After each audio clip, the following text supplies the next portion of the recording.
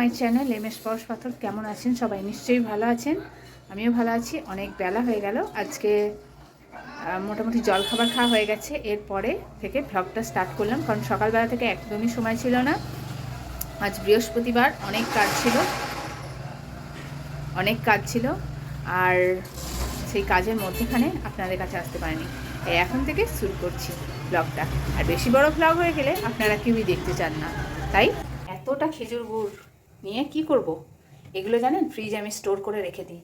একটা দোকানদার বলেছিল যে ফ্রিজে স্টোর করে রাখলে অনেক দিন থাকবে, তাই খেজুর গুড় তো অসময়ে পাওয়া যায় না, তো সেই জন্য আমি একটু ফ্রিজে স্টোর করে রাখার চেষ্টা করি। এটা দিয়ে আজকে একটা জিনিস বানাবো, চলুন দেখা যাক। এই যে এই রকম ব্যস্ততা, বুঝতে পারছেন এগুলো কত ব্যস্ততার কাজ। আজকে বানাচ্ছি হালুয়া। কে খাবেন চলে আসুন তাড়াতাড়ি। আহ, কি সুন্দর গন্ধটা বেরিয়েছে। গাজর যে ঘিয়ের ওপর পড়লে, এটা তেজপাতা ফোড়ন দিয়েছি আর কুচি কুচি করে কাজু দিয়েছি আর কিশমিশ দিয়েছি, তার উপর যে নাড়াচাড়া করছি না, এত সুন্দর ফ্রেশ আসছে। এটা একটা রেড কাওয়ে আনা হয়েছিল, একটু গরম করে রাখলাম। আর ক্ষীরটা আছে, এই ক্ষীরটাই দেবো। অল্প অল্প করে দুধ মেরে ক্ষীরটা করি। এটা করতে না বেশি মিষ্টির প্রয়োজন পড়ে না। যারা সুগারের পেশেন্ট তাদের তো এটা খাওয়া মানাই। আর দ্বিতীয়ত যদি অল্পটুকু খায়ও না, তাদেরকে চিনি ছাড়া বানানোই ঠিক। চিনি আর একটু সিদ্ধ হবে মনে হচ্ছে। ঠিক আছে, দুধটা দিয়ে দিই। এই রে, তলাটা কীভাবে ধরে গেছে। এই যে প্যাকেট দুধগুলো না খুব মোটা হয়, তলাটা ধরে যায়। এটা তো ধরেই গেল। ঠিক আছে, এটা দিলাম, এখানেই সিদ্ধ হয়ে যাবে অনেকটা। তারপরে লাস্টে ক্ষীরটা দেবো, তারপরে লাস্টে সব শেষে খেজুর গুড়টা দিয়ে নামিয়ে দেবো। হাই ফ্লেমে করে দিলাম। তো কিছু বানানোর ঝঞ্ঝাট যখন করছি, বুঝুন তো, একটা একটা করে মানে গাজর ছাড়ানো, তারপরে সেগুলোকে ঘষা, তারপরে বানানো। হালুয়া বানাতেও অনেক সময় লাগে, তো বানাতে অনেক সময় লাগে। এইসবগুলো না বৃহস্পতিবারের দিনই মনে হয় ভালো হয় বানানো, একটু কাজের চাপটা। তার জন্য না মানে ভাতের খাবারের আইটেম আমি বেশি করিনি। কী করেছি জানেন, নাম দেখাচ্ছি। তা আলু সেদ্ধ করেছি, আলু মাখা করবো হচ্ছে কুমড়ো ভাতে। কুমড়ো আর একটা আলু পিস দিয়ে দিয়েছি, একটুখানি এতে সর্ষে বাটনা দেবো, একটু নুন মিষ্টি দিয়েছি, আর কাঁচা লঙ্কা জিরে ফোড়ন দিয়েছি। দারুণ লাগে কিন্তু খেতে, আপনারা একটু খাবেন, এটা মিষ্টি মিষ্টি ছানাটা হয়, খুব সুন্দর খেতে লাগে। আর করেছি এটা কি জানেন, এটা হচ্ছে সজনের ফুল, এটা করেছি। আবার কি, আর হবে বেগুন পোস্ত। এই যে বেগুন পোস্ত, তিলের পোস্ত নিয়ে নিয়েছি, এবার বাটবো। ওহো, আপনাদের তো বলাই হয়নি, অ্যাকচুয়ালি আজকে একবেলার রান্না। আজ বৃহস্পতিবার, একটা বাড়িতে নিমন্ত্রণ আছে, পৈতে বাড়ি, তো সেই জন্য একবেলা রান্না। আর তার জন্যই এই ঝঞ্ঝাটের কাজগুলো করেছি।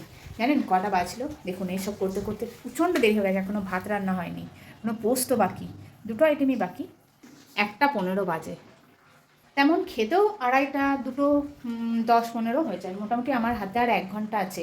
এই 1 ঘন্টার মধ্যে গাজরের হালুয়া, পোস্ত আর ভাত, এই 3টে আইটেম আমাকে করতে হবে। কি পারবো? ঠিক আছে, পারবো। ও হ্যাঁ, আর একটা কথা, আমি আর একটা জিনিসও করেছি, দেখাচ্ছি। ফাঁকিবাজি মারিনি। এই দেখুন কেমন হয়েছে রসিলা। এটা কি, কে বলতে পারবেন এটা কি? আচ্ছা বলুন দেখি কি এটা।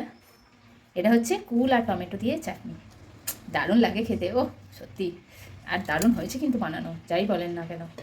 জল খাবারে হয়েছিল বেগনি, বরের হয়েছে আজকে রেস্ট, তাই বেগনি। কি করব, সবসময় আবদার একটু মানতেই হয়। এই দুধটা রেখে দিই, আজকে ওই যে বললাম না নিমন্ত্রণ বাড়ি আছে, তাহলে তো আজকে ধরুন আমি আনতে যেতে পারবো না, দুধ আনতে যেতে পারবো না, তাই এটা রেখে দিচ্ছি।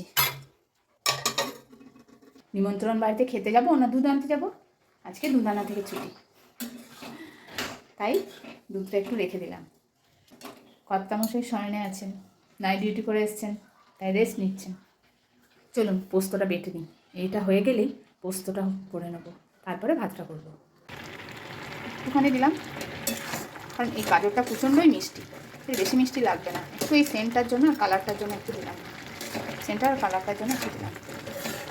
এই গাজরটা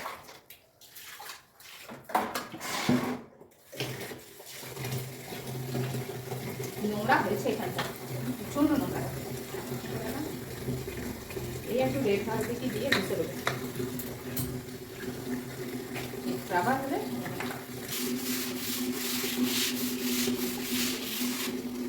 এখানে বেসিনের জল, তারপরে এই রান্নাঘরের ট্যাপের জল, এখানে এখানটা একদম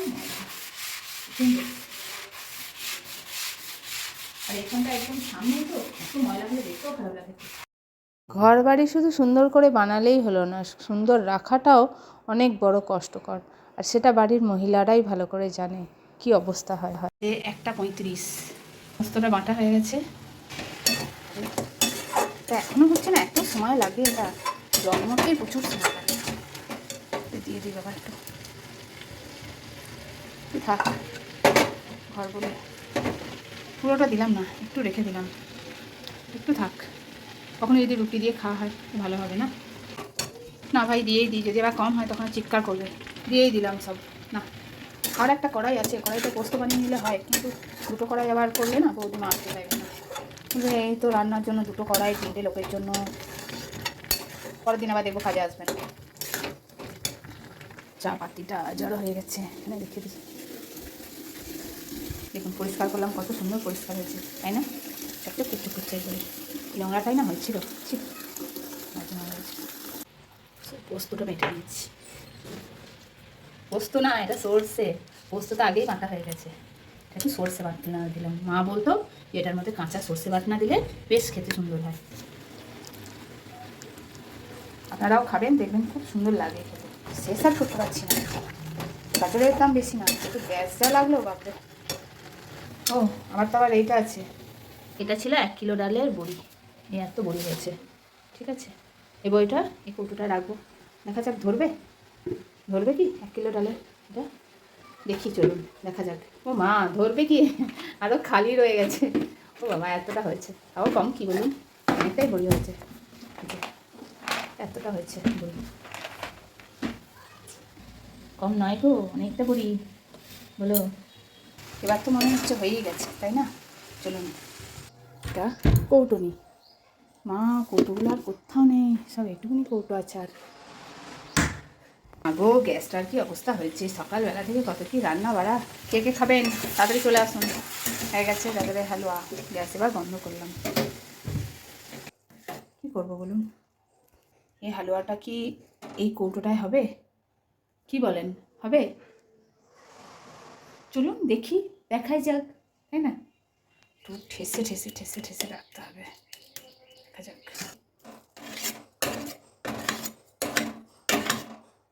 একটু বাকি আছে, হ্যাঁ হ্যাঁ, ঠাসাঠাসি করে হয়ে যাবে।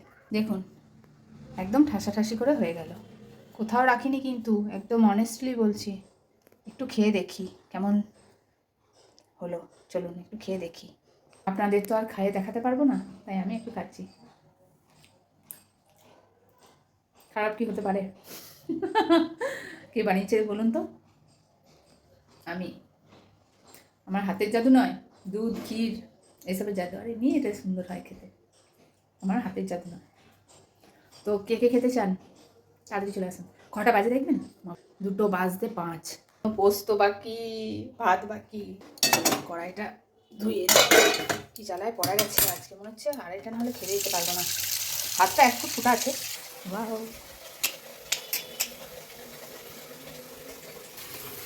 আপনারা ভাবছেন তো বেগুন পোস্ত করতে আর কত সময় লাগে? হ্যাঁ লাগে মশাই, অ্যাকচুয়ালি বেগুন পোস্তটা শিম মাছে হয়, আর প্রথমেই নুন দিতে নেই, নুন দিলে কিন্তু বেগুনগুলো গলে যায়। আরে বর বলেছিল যে 2টোর সময় ডাকতে, বর ঘুমাচ্ছে নাইট ডিউটি করে, চলুন ডেকে দিই, নয়তো আবার ঘুমাতেই থাকবে। নুনটা দিলাম না। শুনছ? কই গো, 2টো বাজে, উঠবে না? ওঠো, 2টো বাজে, স্নান সারবে, ওঠো। গরম লাগছে, প্লেট দেবো?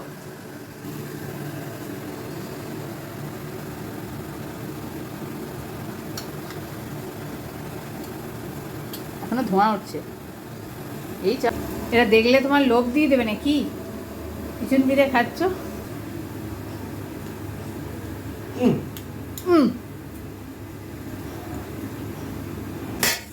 তোমার রিয়াকশান দেখছিলাম যে তুমি কি খেয়ে, মানে ভালো না ফোঁসা, এটা তো কিছু বললে না। Good habit.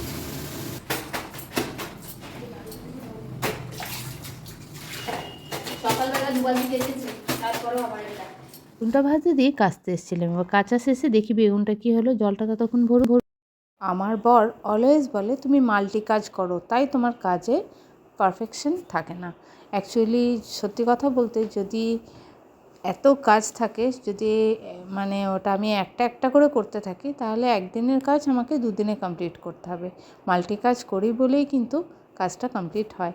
যেমন বেগুনটা সিম আছে করে দিয়ে কাচতে চলে গেছিলাম, আবার জলটা ভরতে দিয়ে এধারে এটা দেখতে চলে এসেছি। চলুন যাই, জলটা মনে হয় উপচে পড়ে গেল। এই বাবা, এটা বর দেখলে আবার খেপে যেতে, জল ওয়াস্ট করছো। এটা যে কেন রোজ রোজ আমায় খেতে হয় তা আমি বুঝি না, এত বিরক্ত লাগে। না মানে বুঝি, আসলে আমাদের ভারতবর্ষে 90% মহিলা এই আক্রান্তে ভোগে, আর আমিও তার মধ্যে পড়ি। তাই বর জবরদস্তি খাওয়ায় এক প্রকার বলতে পারেন। আর এই যে কাঁচা তেল ছিটিয়ে দিলাম, আর হালকা হাতে নাড়াচাড়া করব, বেশি নাড়াচাড়া একদম করা যাবে না। আর একটু যেই কড়াইয়ে লাগা লাগা হয়ে যাবে, আর পোস্ত রেডি। কি দারুণ লাগছে না? কি খেতে ইচ্ছা করছে, তাই না? আমারও তাই। আর ভাতটা চাপিয়ে দিলাম। সত্যি ব্যাস, জানলা বন্ধ করে বসে আছিস তো? ঠিক করেছিস। নে ধর, জানলা বন্ধ করে ফোন নিয়ে পড়া ছাড়বি না, হলো? ওষুধ খেতে কতক্ষণ লাগছে তো বাজে? আলু ভাতে, কুমড়ো ভাতে, কুমড়ো মাখা, সজনের ফুল, আর বেগুন পোস্ত, আর চাটনি, আর থালা, ভাত, জল, গ্লাস, ম্যাট।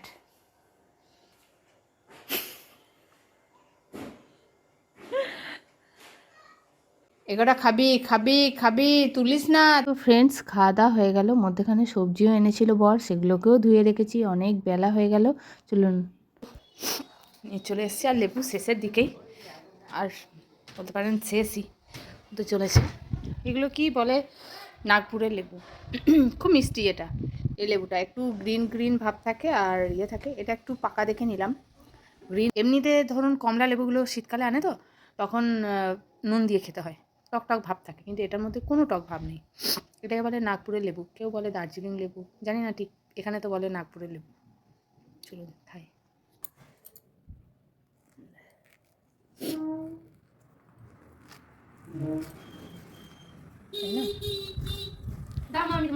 না ছাড়া, আমি ছাড়াবো।